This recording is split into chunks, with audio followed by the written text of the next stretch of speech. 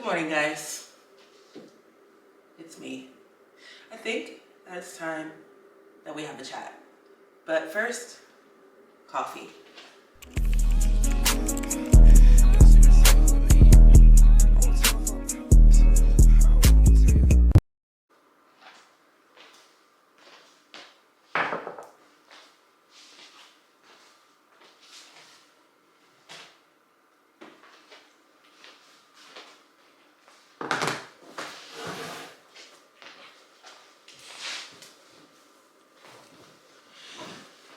All right, guys. This was a requested video. So I hope you have your coffee or your tea or whatever you like to drink. This won't be a long video, but just wanted to do my very first sit down video because I quit my job.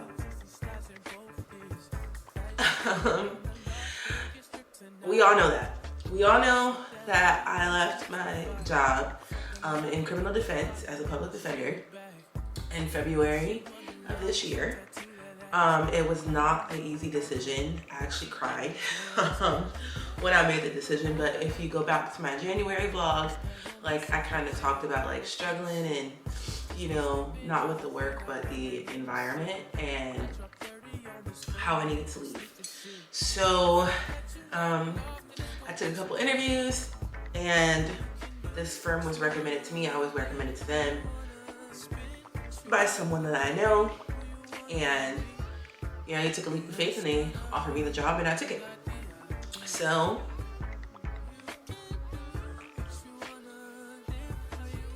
this is not my first cup. It is 10:17. This is my second cup. I had my first cup not too long ago, but whatever. So what I do now is I do workers' compensation defense. So I represent the insurance companies who represent the employers, whether, I don't want to say any names, whether that be a big company or a small company or like a mom and pop shop who has, you know, gotten their own insurance. So someone asked me to do this video because they wanted to know a little bit more about my day-to-day. So what does a typical day look like for you? So I am a salaried employee. So that is like 8 to 5. However, I do not work in an office. I am 100% remote. There are only like a few times every few months, if that, where I may need to go in person to the WCAB, which is the Workers' Compensation Appeals Board. I have only been there once, and that time that I was there was to shadow someone.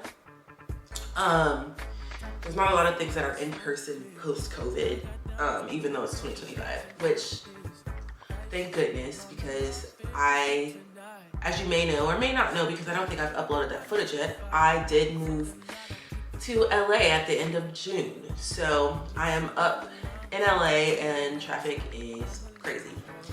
So a normal day for me would be logging on in between 8 and 8:30 if I don't have a hearing. And you know, it's checking emails, responding to emails, responding to missed texts, looking at missed phone calls. I do have a work cell phone, so people reach out to me that way. Just kind of going through a case list or picking up, you know, where I left off on another task. And you know, since I am salaried, I do work from home. You kind of like choose your own break time. So I do try to like break around noon, but there are some days, like when I first started in my first 90 days, where I just worked through the whole day and kind of just ate at my desk if I did eat. But that's not typical for me now. I do take more breaks. I do have a dog now, so like we go on walks, I go on runs. So it ebbs and flows of what the day looks like. There are some days where I'm done at 3, or there are some days where I'm done at 5, or you know, there's some days where I took a longer break or started the day later, like started the day at 10 a.m. and I didn't log out of work until 7 p.m. because, you know, if I don't have a hearing, I kind of spread out my work and, you know, break up my day, because we do work from home and that can get taxing and it can get like exhausting. So I do try to break up my day, which means I may work later on things or work earlier so that I can get off earlier. I know one of my coworkers logs in at 6 a.m. so that she can log out earlier. I like to. So yeah, that's kind of like what the days look like. And then let's see what the next question is. How do you manage work-life balance? I have a great work-life balance now. When I was in the public sector, doing public defender work, I had no work-life balance. I tried to have a work-life balance, but being private, the balance is great. Like if I work on the weekend, it's because I choose to, it's not because I have to. But I rarely do that unless, you know, I lagged during the week or I'm just trying to get my billables up by the end of the month, which I will be doing today. So my work-life balance is great. The job is very supportive. My coworkers are very supportive. My managing partner, who I work under, very supportive, very into her work-life balance. She travels a lot, and I love that for her. So my job is definitely one that supports, you know, work when you need to work, live when you need to live, separate the two kind of thing. Sorry, I am under the weather and my ear popped and like, I can't hear. But yeah, so work-life balance is actually a thing and I love that for me. What are the most common types of cases or legal work you handle?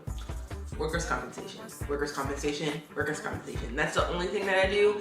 I don't do any other kind of civil or anything like that. It's pure workers' compensation. It's not necessarily hard, but I am just now starting to really get my own cases. So I'm sure it'll get more taxing as it goes on. I'm going into my 6th month with this job. And right now, I'm not gonna say it's easier. It's definitely easier than criminal law, for sure. Criminal law is my first love. I never thought I would be doing anything other than criminal law, but here we are. It definitely is easier in the aspect that I'm not in trial every day, and I'm not preparing for a trial, and I'm not in arraignment court, and I'm not writing motions every day, and I'm not. So there are like huge differences that make this job more easier than that. Which I do really appreciate.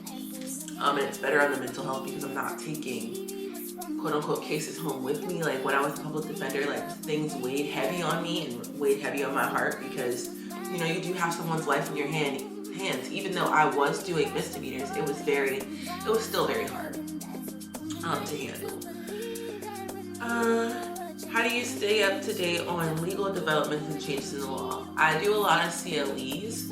And luckily there is a bigger firm within California that puts on free CLEs weekly. So I do get to watch CLEs for free. And then my firm also will reimburse for any CLE that I take that I have to pay for. So that's pretty much what I did when I first started. I was watching CLEs, taking notes, you know, reading Sullivan's on Comp. That is I don't know how to explain it, but everything you need to know is on Sullivan's. So that's how I stayed up to date with that. Also, one of the managing partners in my firm, like created like this PDF of like the basics of what you need to know. So I do review that often when, you know, I forget things, but not too bad.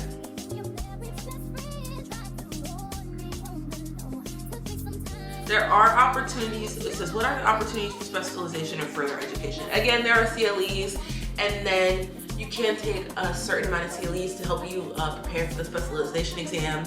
I'm pretty sure in the next year or two, if I'm still doing workers' comp, I will, you know, take that exam to specialize in workers' comp. I think you can charge more after you specialize. But I don't know enough about it right now to do that. I'm still learning. There are still things in the field that I haven't experienced yet. So it's just a learning process.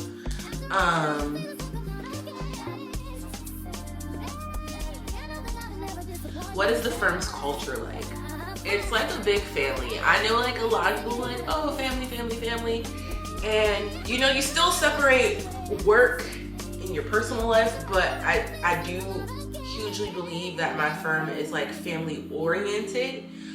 They care about you, they care about themselves and their family and your family. They care about your well-being, they care about your mental health, they care about all those things. Like, I want to say like 2.5 weeks ago, our firm got us a box at a baseball game, paid for everything, and like we just had a great time. They, you know, support, you know, going on vacation. Like, I know like people like, oh, make sure you take your vacation, make sure you like, you know, take care of yourself at other jobs, but then like kind of side-eye when you take vacation. Like, no, like this job really wants you to live and thrive and succeed. And like, I think that's very important. Like when I first started, I took off a week because I was turning 30 and my trip out of the country was already planned and paid for, and they were like, go ahead. So, you know, I think the cultures, you know, work when you need to work and live when you need to live. And like, you know the difference between the two. Super sweet. What is the firm's approach to mentoring and professional development? The thing about my firm is like we are a small firm. We're a small mid-sized firm. So I don't even think there's 40 of us. We are actively hiring, but I don't think there's 40 of us. So you can reach out to anyone and get advice or get help. Like there's no virtual door that isn't open for you. Like I know when I am done sitting making this video, I'm gonna call my managing partner and like, hey, I don't know how to fill this out. Can you help me? Because I am getting ready to proceed with trial. So I can call her. I can call any other partner in the California area because I work in SoCal, but there are partners everywhere. I can write someone on Teams or text them. Like, so there's always an opportunity to get help and to learn and to watch. Like I know, like if I see someone's in trial on calendar, I can message them like, hey, can I come sit in on your trial so I can like see how you operate, or can I sit in on your deposition so I can see how you do this or do that. Like there's always an opportunity to learn and grow and, you know, get that type of mentorship that you need, especially when you're switching from a different area of law, or if you're a first-time attorney and, you know, you don't know this area of law at all. So I do really love that. How does the firm support work-life balance for its employees?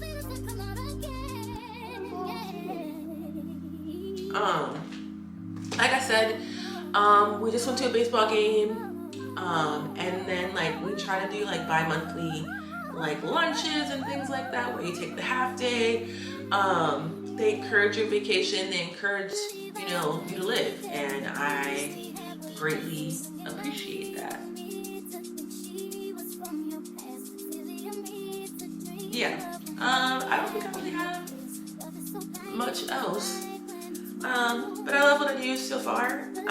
Like I said, I'm almost 6 months in. I can't believe that, you know, it's been 6 months. It kind of flew by. But I wouldn't change the decision I made to leave my prior job for this one. I will say that I am mentally stronger now, and like I have focused on my mental health more, which I was neglecting when I was a public employee. I wasn't, you know, addressing the issues that needed to be addressed. I wasn't vocalizing when I needed help. I wasn't, you know, doing the things that you need to do to survive and be healthy and be happy. Every job comes with its stress no matter what you do, but there are just certain, you know, things that bring you down a little bit more, and I am so happy that I made the decision that I did. Of course, I miss going to trial, and I miss being in court, and I miss, you know, arguing and all those things, but at the end of the day, I'm taking care of myself so much more than I was before, and you know, I'm very grateful for that. I'm very grateful for the environment and the culture of this job, and you know, the support, and I wouldn't change it for the world. So with that being said, I actually need to get dressed in my pajamas and log into work. Like this is an example of just like a slow start to the day. It's 10:30 and I'm just about to log on. That's not every day, because you know, it's just not the reality of things. Things ebb and flow. But And if you have any questions, feel free to leave comments. If you want to see, you know, answer other questions or have other questions, I'm happy to answer those. Let me know what you want to see. I know there's not many of you on this channel, but I appreciate those of you who are.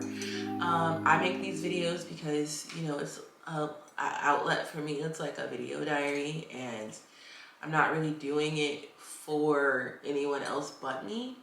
But yeah, so I hope that you guys enjoyed this little coffee chit chat. And I will see you guys in the next one.